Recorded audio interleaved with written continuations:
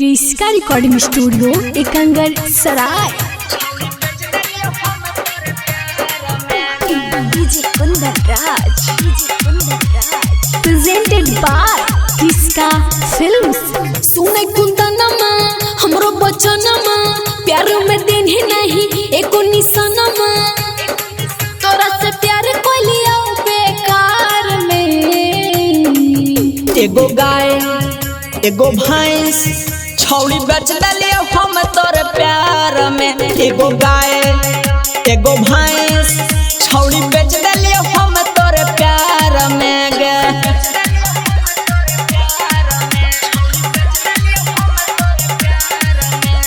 DJ Kundan राज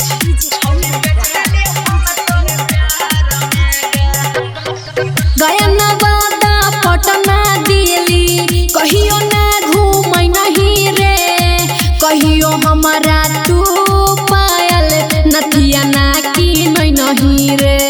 बहुत कंजूसी रे तू।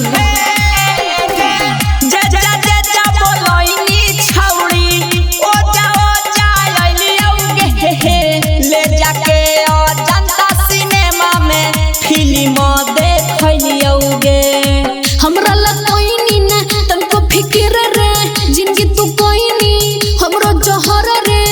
झूठी तोरा चलते झगड़ा कैलू परिवार में। अच्छा एगो गाय एगो भैंस छौड़ी बेच दलियो हम तोरे प्यार में।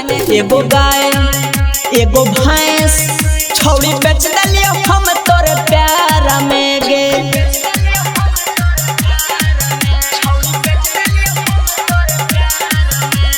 डीजे कुंदन राज